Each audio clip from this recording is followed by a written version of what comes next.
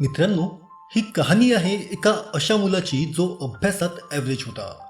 दिवसभर मित्रांसोबत टाइमपास करणे, मोबाईलवर बिझी राहणे ही त्याची सवय होती.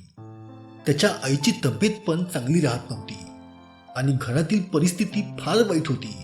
जर घरी कोणता पाहुणा येत असेल तर त्याला बसायला जागा पण नव्हती. एकदा त्याचा मित्र त्याला बोलवण्यासाठी त्याच्या घरी आला की चल कुठेतरी असंच बाहेर जाऊन येऊ. आणि तो मित्र त्याच्या घरी पहिल्यांदाच आला होता आणि घरची हालत पाहून तो दंग झाला. त्याला म्हणाला की काय तू इथेच राहतो? तर तो म्हणाला की हो, मी इथेच राहतो. की हे तुझं घर आहे आणि काय तू अशा परिस्थितीमध्ये राहतो? आणि तो म्हणाला की हो, मी असाच राहतो. का, काय झालं? काही वेळ तर त्याचा मित्र गप्प राहिला आणि नंतर तो म्हणाला की वाह, तुझ्या घरातील परिस्थिती एवढी खराब आहे. घरी आईची तब्येत एवढी खराब आहे आणि वडील दिवस रात्र मेहनत करून थोडा थोडा पैसा कमवतात जेणेकरून ते आपला घर खर्च चालू शकतील. आणि तू दिवसभर मोबाईलसोबत खेळत राहतो, मित्रांसोबत टाइमपास करत राहतो. तुला तुझ्या भविष्याची काहीच चिंता नाही आणि तुझ्या घरची परिस्थिती दिवसेंदिवस खराब होत आहे. तू एक गोष्ट सांग की कोणाला धोका देत आहे, स्वतःला की आपल्या आई वडिलांना? त्याचा मित्र म्हणाला की तू माझ्यासोबत चल. आणि तो त्याला तिथे घेऊन गेला जिथे त्याचे वडील काम करत होते. त्याचे वडील तिथे एक मजूर होते आणि ते तिथेच एका जागी बसले होते. घामानी अंग पूर्णपणे भिजलेलं होतं, हालत पूर्ण खराब होती, अंग दुखत होतं. आणि त्यांच्याजवळ त्याच कंपनीमधील एक मजूर बसला होता. ते त्याला काही म्हणत होते की माझी पत्नी घरी बिमार आहे, इलाज करण्यासाठी पैसे पण नाही, दिवस रात्र मेहनत करून फक्त 2 वेळचं जेवण करू शकतो आणि काहीच पैसे नाही उरत. आणि अजून मुलाच्या शाळेची फीस पण भरायची आहे. अरे, यापेक्षा तर मरणेच बरं आहे. माझं आयुष्य तर दुःखाचं दुसरं नाव बनलं आहे. मी त्रासून गेलो आहे या आयुष्याला.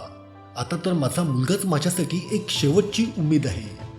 त्याचे वडील म्हणत होते की माझा मुलगा यापेक्षाही मोठ्या कंपनीचा मालक बनेल. तो आणि त्याचा मित्र दोघेही हे पाहत होते आणि त्यांचे बोलणे ऐकत होते. तेव्हाच त्याचा मित्र त्याला म्हणाला की पहा कसे जगतात तुझे वडील. तुझे वडील तुझ्याबद्दल काय विचार करतात, पण काय तुला वाटतं की तू अशा प्रकारे तू त्यांचं स्वप्न पूर्ण करू शकशील? एकदा त्यांची हालत पहा की ते कसे जगतात आणि एकदा स्वतःला पहा की तू कसा जगतो. तो 2 कवडीचा मोबाईल तुझ्या वडिलांपेक्षा मोठा आहे. त्या 2 कवडीच्या मुली ज्या काही दिवसासाठी येतात आणि मग निघून जातात, त्या तुझ्या वडिलांपेक्षा मोठ्या आहेत. या तर फक्त काही दिवसांसाठी येतील आणि मग निघून जातील. अरे सोड हे सगळं.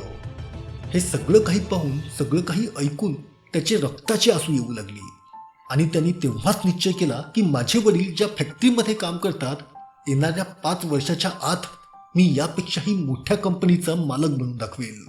आणि त्याच्या आतून एक आवाज आला की मला एका मोठ्या कंपनीचं मालक बनायचं आहे आणि नोकर नाही बनायचं. आणि जसाच त्याच्या मनातून त्यांनी हा निश्चय केला तर तो लगातार 10-10 तास अभ्यास करू लागला.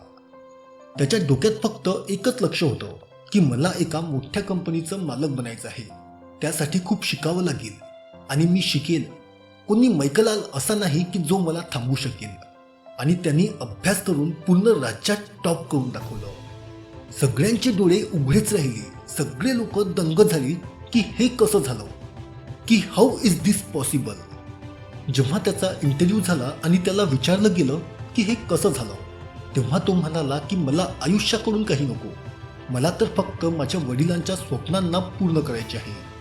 माझ्या वडिलांचं स्वप्न आहे की ते ज्या फॅक्टरीमध्ये काम करतात मी त्यापेक्षाही मोठ्या कंपनीचं मालक बनावं.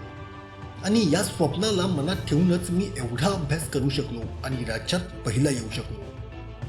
मित्रांनो, होऊ शकतं की तुम्ही या कहाणीच्या सुरुवातीच्या भागाला स्वतःसोबत रिलेट करू शकत असाल. भारतातील जास्तीत जास्त लोक एकतर मिडल क्लास आहेत किंवा गरीब फॅमिलीसोबत बिलॉंग करतात. प्रत्येक आई वडील आपल्या मुलांना खूप संघर्ष करून शिकवतात.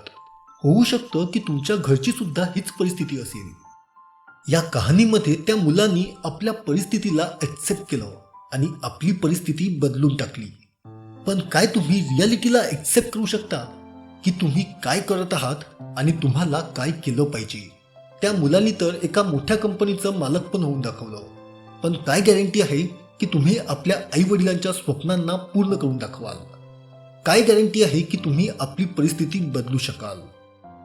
तर मित्रांनो, गॅरंटी आहे की तुमच्या मनातून एक आवाज आला पाहिजे की मला शिकायचं आहे, आणि फक्त यासाठी शिकायचं आहे की मला माझ्या घरच्यांचे, आई वडिलांचे स्वप्न पूर्ण करायचे आहे.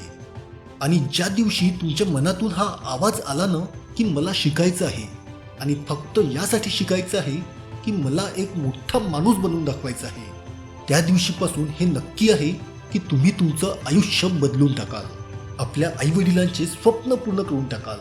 फक्त गरज आहे तर तुमच्या आतून त्या आवाजाची. मित्रांनो, बहाणे बनवल्याने काही नाही होत. बहाणे तर प्रत्येक जण देत असतो की माझं मन नाही लागत, मला हा सब्जेक्ट कठीण वाटतो, मला तो सब्जेक्ट कठीण वाटतो. तर मित्रांनो, काहीच कठीण नाही. जाऊन विचारा त्या टॉपरला की तुला काय कठीण वाटतं. तर आपल्याला एकच गोष्ट ऐकायला मिळेल की काहीच कठीण नाही. अभ्यास करणाऱ्यासाठी काहीच कठीण नसतं. आणि मित्रांनो, आयुष्याचा पण हाच नियम आहे की करणारा तर काही पण करून दाखवतो, आणि जो न करणारा असतो ना, तो लहानशी अडचण आल्यावरही थांबून जातो. बहाणे बनवण्यात त्याचा काही रेकॉर्ड नाही, त्याला दिवसभर आळस येत राहतो. तर मित्रांनो, हे सगळे बहाणे बाजूला करा आणि करून दाखवा काहीतरी असं की जगाला पण वाटेल की जगावं तर तुमच्यासारखं. मित्रांनो, तुम्हाला काय वाटतं कमेंट करून नक्की सांगा.